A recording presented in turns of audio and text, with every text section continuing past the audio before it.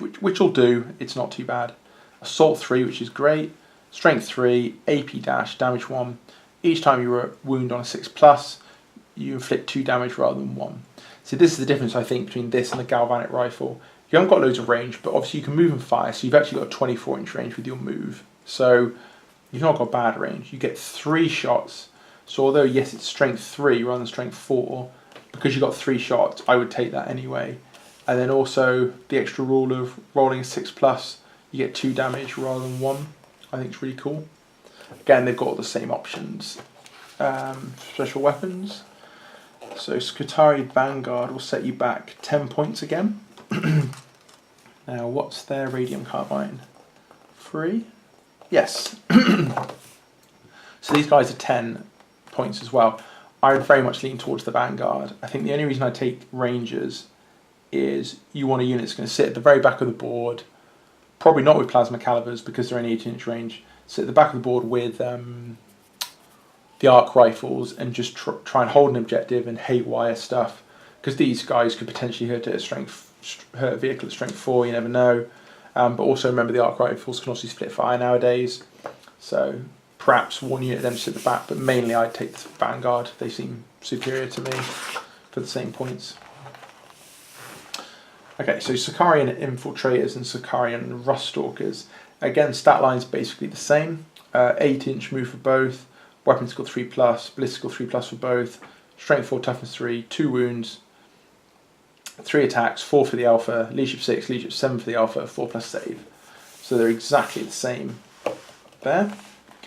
The unit of infiltrators is 5, you can have up to 10, and they come armed with a stub carbine and a power sword. So the stub carbine is 18 inches, pistol 3, strength 4, AP dash, damage 1. It's not too bad just because it's strength 4 and you do get 3 shots a guy. So basically if you have a 5-man unit, it's not going to do anything. But if you have a 10-man unit, you have 30 shots hit on 3s, you're going to start to grind people down. So it's okay. It's okay. It's probably free. So you can replace it with a flechette blaster, which is 12 inches, pistol 5, so it's got 6 inch less range but 2 more shots. But then it's strength 3, AP dash and damage 1. It's pretty 50-50. Assuming they're both the same points or free, I'd probably take the stub carbine just for the strength 4, but it depends who you're playing. If you're playing Eldar, then obviously it's forced to wound, so you'd take the flechette blaster. So kind of situational. Power sword is melee, strength of the user, -3 AP, damage 1. So pretty good. And the taser goad is +2 strength, so they are strength 6. AP dash though, damage 1. Each hit roll 6+, so this weapon causes 3 hits rather than 1. Ooh, that's an interesting one. Again, it depends if you're taking on power armoured opponents. If you're taking on power armour or Terminators, you need the power sword for the -3 AP. Anyone else, the taser goad, because you get the extra strength and the extra hits. So again, they're kind of, you can go for mass infantry or you can go for the elites. They get Canticles of the Omnissiah, Bionics, Infiltrators. So you can set up this unit in concealment instead of placing it on the battlefield. At the end of any of your movement phases, this unit can reveal its location. Set up anywhere on the battlefield that is more than 9 inches from an enemy model. See, that's really awesome. The Infiltrator rule is so much better now, rather than I just get to go on a little bit further and you can still see me, shoot me. These guys can appear when you want at the opportune moment near the right unit. So you can kit these guys out to take on certain people, like go power sword, stub carbine to take on the harder guys, or taser goad, flechette blaster to take on the hordes, and then just put them out where you need them. They also have an aura that has enemy units within 3 inches of any of the infiltrators must subtract -1 for the leadership. Again, in 7th edition would have been basically useless. In 8th edition, really quite useful. And it's 3 inches, so you never know. You might just be able to affect 2 units with that. So how much are the infiltrators? 18 points plus flechette blaster or stub carbine. The flechette blaster is 2 points and the stub carbine is 2 points. So they're the same either way. So with your shooting weapons, you're going to be 20 points. And then you've got the 2 weapons. The taser goad is 6 points and the power sword is 4. Power weapons have got so cheap. 4 points. So roughly you're going to be about 25, because that cuts it down the middle, you're going to be about 25 points a model, which is really quite good actually. They've got 2 wounds each, 3 attacks, they've got some good weapons, they've got good weapon skill, ballistic skill, they can infiltrate. I wouldn't say they're a must-have, but they are a good unit. I think for the points, 10 of them would be 250 points, which sounds like a lot, and it's an eighth of your army, but they would hit hard. Plus, you only really need 7 or 8 of them, so you can absorb a couple of casualties, get into combat, and start wrecking some face. So that's quite cool. So the Rust Stalkers, so they come armed with a Transonic Razor and a Cord Claw. So these are the guys who were a bit more brutal in the last edition. So let's see. They have Canticles of the and Bionics. They can't infiltrate and they don't have the aura. So a Cord Claw is one of the things they come with. So it's a melee weapon, strength of the user, which is 4, AP dash, damage at D3 though. A Cord Claw can only be used to make 1 attack each time in small fights. Each time you make a wound of 6+, it suffers D3 more wounds. Okay, so it's okay. Strength 4 and AP dash is pretty poor, but the D3 damage or D3 mortal wounds is pretty nasty. Transonic Blades, +1 strength, the strength 5, AP dash again and damage 1. Each time you make a wound roll of 6+ with this weapon, the target suffers mortal wound instead of the normal damage. Okay. Not too fussed about that. The 6+ isn't going to happen that often. The damage 1 isn't anything really. Attacks, AP, nor is nothing to shout about. So basically, unless you're a 6+, you're basically paying for +1 strength. Okay, and then Transonic Razor is strength of the user, AP dash, damage 1. So it literally does nothing across that line, but each time you make a wound of 6+, the target suffers a more wound. Okay. So none of those weapons are really impressive at all, to be honest. The Core Claw has quite a bit of potential, but it's luck. And these two basically do nothing, apart from the odd mortal wound. Okay, the Rust Stalkers are supposed to be slightly cheaper though. So they're 15 points a model. And how much are their weapons? Core Claws 3, Transonic Blades and Razor 7. Why is the Transonic Blades 7 points? +1 strength, basically. Oh dear, okay. But what I will say is you can get them quite cheap. So if you have a Cord Claw and a Transonic Razor, they're 20 points each. So again, 10 of them are 200. Again, if you only really need 7 or 8, you can pay like 140 points for them, which is pretty cheap, really. So I definitely prefer Infiltrators, 100%. But the Rust Stalkers aren't too bad. They can do a bit of damage, but I definitely recommend the Infiltrators. So we've got the Ballistari and the Dragoons, and then we've just got the Dunecaller left. So the Iron Strider Ballistari has a 10-inch move, so it's pretty, it's pretty rapid. It can get moving. 3+ weapon skill, 3+ ballistic skill, strength 5, toughness 6, 6 wounds, 2 attacks, leadership 8, and a 4+ save. So one of the things that strikes me immediately is these guys used to be quite soft. In the previous edition, their charge was harsh, or their shooting, depending on which one you had, but they were soft. But the toughness 6 and 6 wounds is pretty good. The 4+ save isn't too bad, but that makes them quite a lot tougher to kill for me. So that's cool. They get Canticles of the Omnissiah, Bionics, they have 6+ model save. Broad Spectrum Data Tether, which is units within 3 inches of friendly models equipped with this item. At the start of the morale phase, add 1 to their leadership. So add 1 to leadership for units within 3 inches, and they can explode. So you have 2 weapon choices. You have the Twin Cognis Autocannon or the Twin Cognis Lascannon. The Cognis bit basically means you may fire this weapon even if the firing model advanced, but you must subtract 2 from any hit rolls if you do so. So they are nearly snap firing. They hit on 5. So that's still cool. The fact these guys can move 10 and advance and then still hit on 5s isn't too bad. It's quite a cool rule. Both got 48-inch range. The autocannon's heavy 4, strength 7, -1, AP, damage 2. And the last cannon is heavy 2, strength 9, AP -3, damage D6. So I'd be definitely leaning towards the last cannon. You're hitting on 3s, so having 2 shots rather than 4 isn't really a problem because you're hitting well. And you get strength 9 rather than strength 7, you get AP -3 rather than -1, you get D6 damage rather than 2 damage. I know you could roll a 1, but obviously the chances are pretty low. So I definitely have the last cannons, but obviously they're going to cost more points. So how much is the Ballistari? Skitarii. 50 points plus the weapons.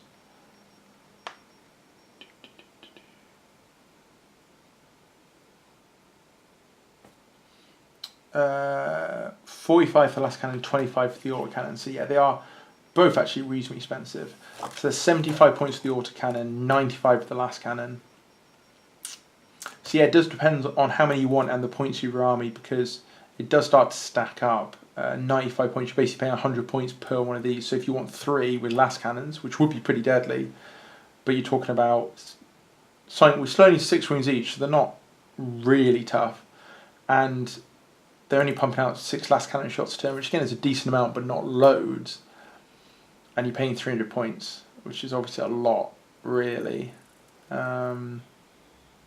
Yeah, I think if you're going to have them in a big group, you'd have the autocannon, because the strength 7 and the AP 1 and the damage 2 will do the job for you because of the extra shots.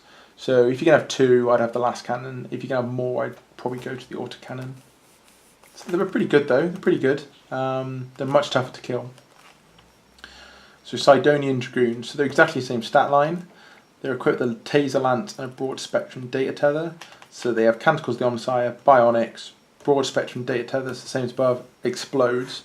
The only advantage is they have an incense cloud, which is your opponent must subtract 1 from all hit rolls from ranged weapons that target this unit. So that just makes them that bit tougher, especially as these are the combat brand. They can't fire back, they need to get to combat as quick as possible. So having -1 to hit from shooting is pretty good. The Taser Lance, which is what we want, is melee +3 strength, so it is strength 8, and that's always strength 8, so that's really good. AP nothing, damage 2, each time you roll a 6+ to hit, you get 3 hits rather than 1. So that's pretty great. Have a unit 3 of those on the charge, 3 attacks each. You're going to roll at least 1 6, so you're probably going to go back to 9 hits from 9 attacks with the extra bonus hits, and you're going to be strength 8, 2 damage. I mean, no AP, but you pick the right units. It's pretty good. The Phosphor Serpentor we've already covered. The Radium Giselle we haven't, though. That's 30 inches, heavy 2, strength 5, AP dash, damage 1. But you can target characters. So basically it is a sniper rifle, and on a 6+ you get a mortal wound. So it's not too bad. Kind of depends on the points, but I'd be looking at these guys as combat units, really. So Sidonian Dragoons, they're 59 points each. Does that make them more expensive than the other guys? Yeah, they're 9 points more expensive, but the power level's lower. I assume that's because you can't give them the guns. That's bizarre. So the power level's lower, but they're more expensive. Interesting. Okay, so they're 59 points. The Taser Lance is 9, so that's 68 points. I wouldn't give them the shooting weapons. I mean, I'll look at how much they are. The Serpent is 6, and the Giselle is... To be fair, the Radium Giselle is 4 points, so actually I would be a little bit tempted so they can snipe on their way. Oh, but you have to replace the Taser Lance with it, so no. So 68 points per one. So you can get 3 for basically 200 points, 204 points. I think they're pretty good. Again, they're so much harder to kill now, especially with the -1 to hit from long range. And 3 of those on the charge would be horrible. Even for something like a Wraith Knight, potentially. Because what do you have? You'd have 9 attacks, hitting on 3, so you get 6 hits. Wounding on 4, so you get 3 wounds. And it's that AP dash though, isn't it? Because always I was going to say you get 6 wounds, which I know isn't amazing on a Wraith Knight, but it's solid enough. But then... And obviously they're completely outclassed by the Wraith Knight. They're like a third of the points. But it's that AP dash, isn't it? So you need to go after things with really a 5+ save-ish. But there aren't many things with high toughness that you'd need that strength for that don't have a good save. Still worth a look at though. Still worth a look at. I think they're pretty good. And you don't have a lot of combat units, especially if you don't take the Castellan robots in Skitarii alone, or in the joint force of Skitarii and Adeptus Mechanicus. They're worth probably having a nose at. So we come to the last unit, which is Honor Guard Dune Crawlers. So they are a vehicle in heavy support. So their damage, if they have 7 to 11 wounds, they keep their 8-inch move, ballistical 3+, 3 attacks. 3 to 5, it's 6 inches, 4 plus D3, and if it's 1 to 2, it's 4 inches, 5 plus 1. So they go down as they get hurt. Luckily, the final one, which is where they hit on 5s, barely moving, and they've only got 1 attack, it's only 1 to 2 wounds, so you're not actually going to find yourself there very often. So it's weapon skill 5+, ballistical 3+ to start with, strength 6, toughness 7, 11 wounds, 3 attacks to start with, leadership 8, and a 3+ save. So pretty good, good leadership, good save, lots of wounds, solid toughness, so it's pretty good. Starts with an eradication beamer. It has Canticles of the Omnissiah. It also has a broad spectrum data tether, so that's quite cool, comes with that. And it explodes, but it's got 3 other rules here. So Crawler, this model can only advance D3 inches, but ignores -1 penalty to hit rolls for moving and firing the heavy weapon. So that's cool, that's what you want, you don't care about advancing, you're going to be shooting, so that's good. Amanatus Force Field. This model is a 5+ invulnerable save. You can re-roll invulnerable save throws of 1 for any honorary Dune Crawler if it was within 6 inches of at least one other one. So 5 up invuln, reroll 1. See, that's got slightly worse because it used to be you got +1 invulnerable save, the other one being there, but they also have a 5+ all the time, whereas they used to only have a 6+ base. So swings and roundabouts, really, it's pretty good. Smoke launchers. Once per game, a model equipped with smoke launchers can use them instead of shooting any weapons in the shooting phase. Until your next shooting phase, your opponent must subtract 1 from all hit rolls from range. So that's pretty good. I mean, you're not going to not want to shoot very often, but you may not have a target because you can't be stunned anymore or anything like that. But you may have a psychic power that stops them shooting, or they can't see anything, or whatever it is. So it can come in handy. So now let's look at the weapons. So there's quite a few. You can have a Cognis Heavy Stubber, which we've covered, so we'll have a look at that. Now, all the different weapons. So you've got Eradication Beamers, 36 inches, heavy D6, strength 8, AP -2, damage D3. When attacking units within 12 inches, change this to heavy D3, but resolve the shots with an AP of -4 and damage D6. So you get less shots, but you get damage D6 and -4 AP. So that's a decent trade-off, really. So that's fine. That's fine.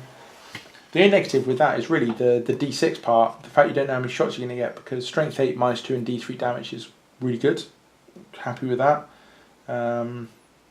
Just D6. It'd be great if it was D6 +1 or something, just so you know you get at least 2 shots. Because you're not necessarily hitting on a 3+ if you've taken some wounds. So you've got the Neutron Laser, which is 48 inches, heavy D3, strength 10, -4, D6 damage. Treat damage rolls of 1 or 2, made by this weapon is 3 instead. So that's really cool. You're only heavy D3, but strength 10, -4, D6 wounds is horrible. And the fact you're guaranteed 3, because it says 1 or 2 is a 3. So really it's 3 plus D6. Not 3 plus D6, but 3 or D6. I don't know how you put it. It guarantees 3 wounds, which is pretty awesome at strength 10 -4. So that's quite cool. The Neutron Laser is definitely worth a look. Twin Heavy Phosphor Blasters. So it's the Phosphor Blaster we covered earlier with the robots, but you get 6 shots, which is pretty good. And then you've got the Icarus Array, which is obviously what most people took in the last edition because you had the anti-air.